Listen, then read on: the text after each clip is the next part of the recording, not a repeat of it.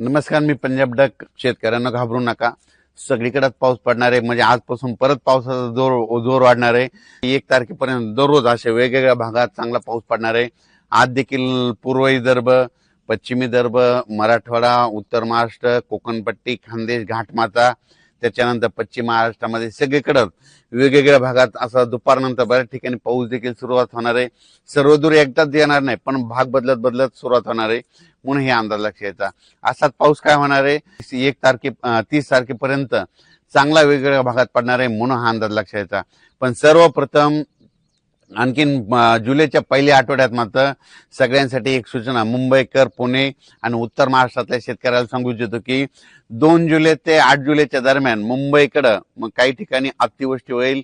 म्हणजे इतका पाऊस पडेल की आतापर्यंत मुंबईला इतका पाऊस कधीच नाही असा पाऊस येणार आहे.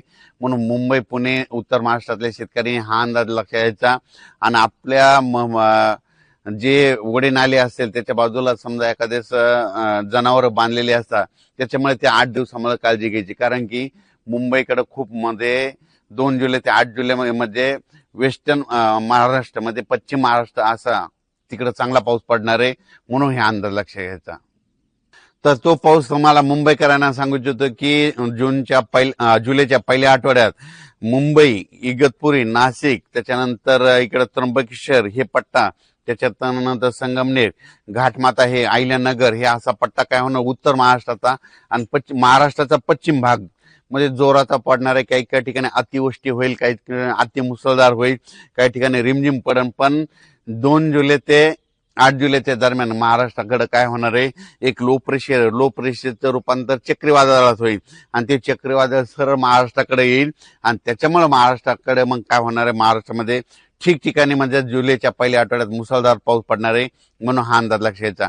आणि शेतकऱ्याला सांगू इच्छितो की सर्वप्रथम आनंदाची बातमी, मी म्हटलं ना दुष्काळ वगैरे पडणार नाही, तर तुम्हाला सांगू इच्छितो मुंबईकडे, उत्तर महाराष्ट्राकडे, त्र्यंबकेश्वरकडे, नाशिककडे, इकडे संगमनेर पट्ट्यात, इगतपुरी भागात, इकडे घाटमाथ्यावर जो पाऊस पडला तर निळवंडे धरण आहे त्याच्यामध्ये पाणी येणार. त्याच्यानंतर मुळा धरणात देखील थोडी आवक सुरुवात होणार.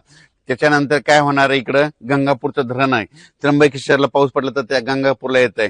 प्रवरा नदीवर जे धरण आहेत त्याच्यामध्ये देखील आवक येणार. कारण की हे पाऊस हे 5-7 धरणासाठी. आणि त्याच्यानंतर तुम्हाला एक सांगू इच्छितो की नाशिककडे जे छोटे छोटे 2 TMC, 4 TMC, 5 TMC, 11 TMCचे, काही 15 TMC, 22 TMCचे जे छोटे छोटे धरणे आहेत, ह्या पावसात मात्र ते चांगले तुडुंब भरून जातील. म्हणून हा अंदाज लक्षात द्यायचा. कारण ते पाऊस येणारच आहे. कारण की जुलैच्या पहिल्या आठवड्यात पश्चिम मुंबईकडे, उत्तर महाराष्ट्राकडे चांगला पाऊस पडणार आहे. त्याच्यामुळे त्या धरणामध्ये आवक येणार आहे. आणि शेतकऱ्यासाठी ही सर्वप्रथम आनंदाची बातमी. तर जुलैच्या पहिल्या आठवड्यात, आता तर हे पाऊस पडणारच आहे 30 जून पर्यंत, पण जुलैच्या पहिल्या आठवड्यात मुंबई, त्र्यंबकेश्वर, नाशिक, त्याच्यानंतर अहिल्यानगर, संभाजीनगर, संगमनेर पट्टा, घाटमाता, पुणे ह्या परिसरात मुसळधार पाऊस पडणार आहे. त्याच्यामुळे हे तिकडला प्रश्न मिटल. पण त्याच्यानंतर काय झालं, पश्चिम महाराष्ट्रामध्ये सोलापूर जिल्हा, सांगली जिल्हा, त्याच्यानंतर साताराच्या इकडला पूर्वेकडील भाग, बऱ्याच शेतकऱ्याचे फोन आले. कोल्हापूर, सांगली, आटपाडी, त्याच्यानंतर दाळिंबपट्टा, कासेगाव मध्ये द्राक्ष पट्टा, त्या भागात काय झालं, शेतकऱ्याचे फोन आले होते. पण काल कासेगावला सुद्धा पाऊस सुरू झाला, पंढरपूरला देखील पाऊस झाला.